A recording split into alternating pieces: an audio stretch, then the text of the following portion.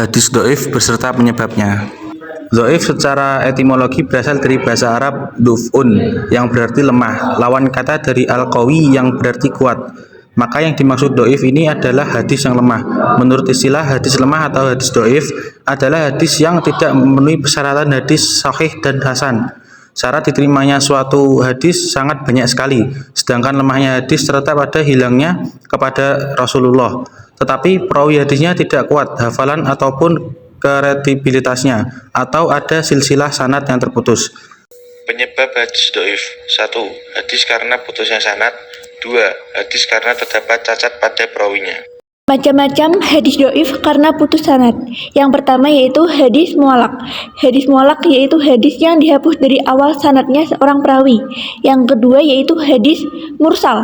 Hadis mursal yaitu hadis yang gugur di akhir sanadnya seorang perawi sudah tabi'in.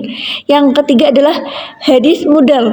Hadis mudal adalah hadis yang gugur dari sanadnya dua orang perawi atau lebih secara berturut-turut, baik itu di awal, tengah, atau akhir sanad. Yang keempat yaitu hadis munqati. Hadis yang bersambung sanadnya dan keterputusan sanadnya bisa terjadi di mana saja.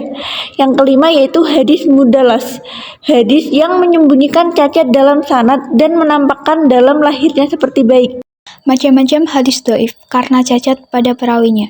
1. Hadis syadz adalah hadis yang diriwayatkan oleh perawi yang makbul namun bertentangan dengan riwayat perawi yang lebih thiqat atau yang lebih baik daripadanya. 2. Hadis matruk, yaitu hadis yang terdapat pada sanadnya perawi yang tertuduh berdusta, dan hadis tersebut tidak diketahui kecuali hanya pada jalurnya saja. 3. Hadis munkar, yaitu hadis yang menyendiri dalam periwayatannya, yang diriwayatkan oleh orang yang banyak kesalahannya. 4. Hadis mu'allal, yaitu hadis yang apabila diteliti secara cermat terdapat padanya i'lat yang merusak kesolihan hadis meskipun tidak terlihat kecacatannya. 5. Hadis mudraj, yaitu hadis yang terdapat penambahan yang bukan berasal dari hadis tersebut. 6. Hadis maklub, yaitu mengganti suatu lafaz dengan lafaz yang lain pada sanad hadis atau matannya dengan cara mendahulukan atau mengkemudiakannya. 7. Hadis mudharib, yaitu hadis yang diriwayatkan dalam beberapa bentuk yang berbeda dan saling bertentangan antara satu dengan yang lainnya. 8. Hadis mushaf, yaitu hadis yang terdapat perubahan satu huruf atau beberapa huruf dengan perubahan titik, sementara bentuk hurufnya tetap. Contoh hadis dhaif: Bismillahirrahmanirrahim, wa saumu nisfu sabri wa tuhuru nisful iman.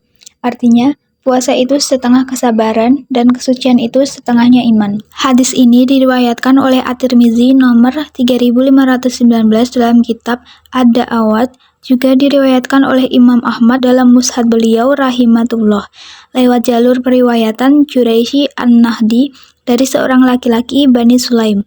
Sanad hadis ini dhaif karena Juraisy bin Kulaib ini adalah seorang yang majhul atau tidak dikenal, sebagaimana dikatakan oleh Imam Ibnu Madini.